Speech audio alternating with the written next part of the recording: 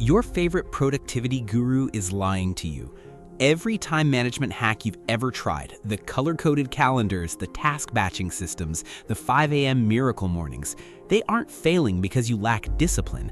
They're failing because they're actively working against how your brain is wired. Your brain doesn't run on time, it runs on attention, and the systems you've been using are forcing your mind to fight its own biological architecture. In exactly 4 minutes, I'm going to show you the one shift that makes procrastination dissolve, a method called monotasking under constraint. But if you try it right now, your brain will reject it. Here's why. Think about last Tuesday. You sat down with your perfectly organized to-do list. The first task was important, dense, cognitively heavy. So what did you do? You told yourself, let me just warm up with something easier first, just 5 minutes.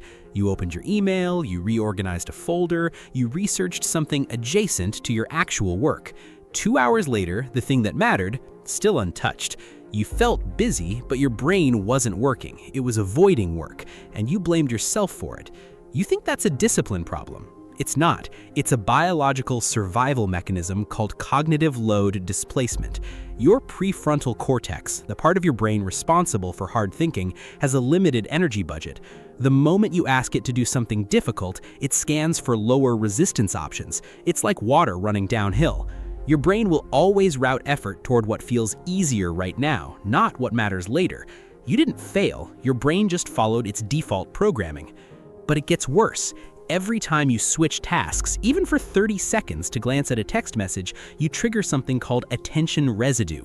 A chunk of your working memory stays glued to the previous task. You think you've moved on, but cognitively you haven't. You're running 6 browser tabs in the background of your mind, and none of them are getting full processing power. That's why an 8-hour workday leaves you completely drained, but when you look at what you actually finished, there's almost nothing there. You weren't lazy, your cognitive bandwidth was fractured.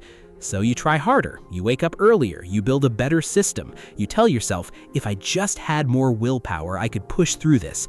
But willpower isn't the mechanism, it's a battery, and it drains with every single decision you make. In neuroscience, this is called ego depletion. Every choice, every moment you resist a distraction, every time you force yourself to stay on task, burns glucose in a specific part of your brain called the anterior cingulate cortex. Think of your focus like an iPhone at 100% in the morning. By 9 a.m., after fighting the urge to check your phone 12 times, you're at 60%. By noon, you're at 15%, flashing red. By 3 p.m., your brain isn't negotiating anymore. It goes into low power mode and starts hunting for dopamine, quick hits, easy wins, anything that doesn't require sustained mental effort. You're not weak, your battery is just dead. And here's the belief you need to let go of right now. The idea that managing time is about organizing hours. Time is fixed. Attention is the variable. Your brain doesn't experience a calendar. It experiences cognitive states. There's the state where you're in flow and 90 minutes disappear without you noticing. There's the state where you're fragmented and 10 minutes feels like drowning. Same amount of time, completely different neural efficiency. What you call procrastination is just your brain refusing to enter a high-energy state without the right conditions in place. It's not avoiding the work, it's avoiding the discomfort of sustained prefrontal activation when the environment is full of escape routes. You keep thinking, I just need to focus harder. I need to stop getting distracted. Other people can do this. What's wrong with me? If I really cared, I'd just make myself do it. But focus isn't something you generate through sheer force. It's something you create conditions for. Your brain follows environmental cues, neurochemical readiness, and task clarity. Eliminate the cue, eliminate the distraction. Match the task to your energy state. Make the next step so clear and so small that your brain doesn't perceive it as a threat. Here's the shift. Stop scheduling tasks, start scheduling cognitive states. Tomorrow morning, before you do anything else, before you check email, before you scroll, before you let the world fracture your attention, pick one cognitively demanding task, the one thing that actually moves something forward. And you protect one block of undivided attention for that task. Not 2 hours, not until it's done, just one interval. 25 minutes, 40 minutes, whatever you can defend. No second screen, no phone within arm's reach, no tabs open except the one you need. One task, one state, one protected block. This is monotasking under constraint, and it's the only method that aligns with how attention residue and ego depletion actually work.